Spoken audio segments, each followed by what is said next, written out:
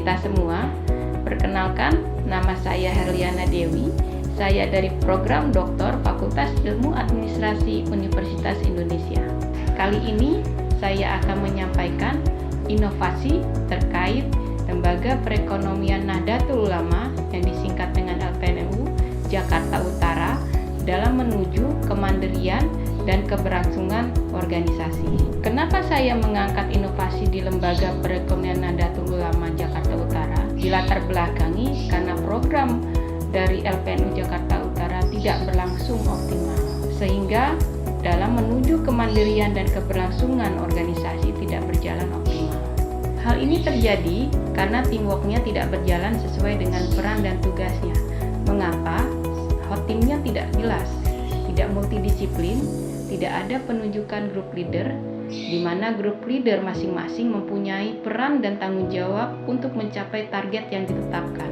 Program inovasi bersifat individual, tidak mengikuti tahapan model inovasi, seperti tidak melalui tahap brainstorming atau observasi, lebih bersifat spontanitas saja. Padahal kalau kita bicara tentang inovasi, tidak merupakan spontanitas, tapi melalui tahapan yang dilakukan secara tersistem dan berkelanjutan. Peran leadership kurang optimal. Hal ini terlihat di mana masing-masing tim bergerak sendiri-sendiri tidak terarah sesuai dengan arahan leadershipnya. Hal ini juga didukung dengan kurangnya pemahaman terhadap inovasi yang akan dikerjakan oleh tim sehingga tidak sesuai dengan apa yang direncanakan.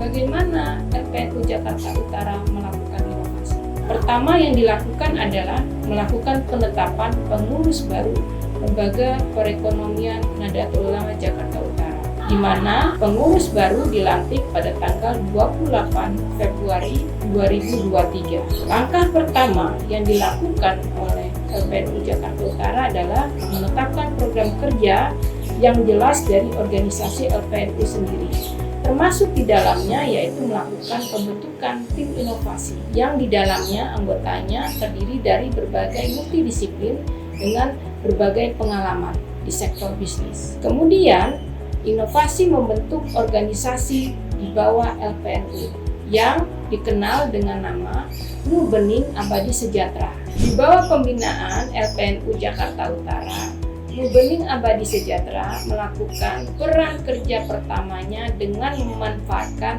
network NU, yaitu melaksanakan program Quick Win-nya, melakukan perdagangan sembako berupa daging kepada warga NU dengan menggunakan channel-channelnya percabang peranting seperti melalui media WhatsApp Group dan media lainnya. Hal ini juga bekerja sama dengan pihak eksternal. Setelah itu, Nu Bening Abadi Sejahtera melakukan pemanfaatan dari patent, yaitu pemanfaatan brand.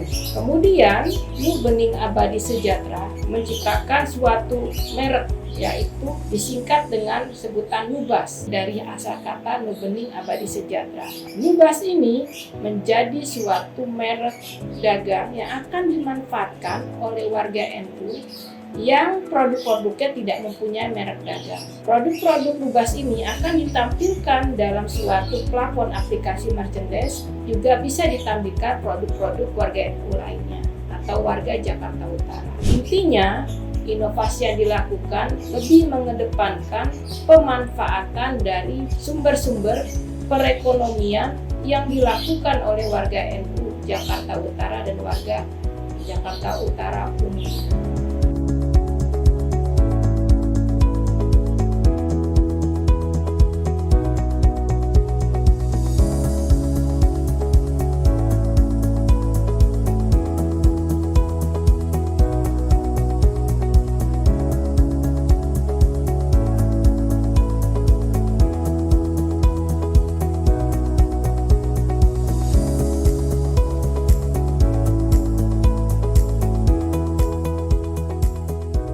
Kesimpulan dari inovasi Lembaga Perekonomian Nahdlatul Ulama Cabang Jakarta Utara berupa organisasi Nu Bening Abadi Sejahtera, kemudian merek dagang Nubas, dan platform yang akan digunakan untuk menampilkan merchandise dan produk-produk warga NU. Keberhasilan ini didukung karena leadership dari kepengurusan yang baru terbentuk, di mana teamworknya mempunyai peran inti dalam menyukseskan ini.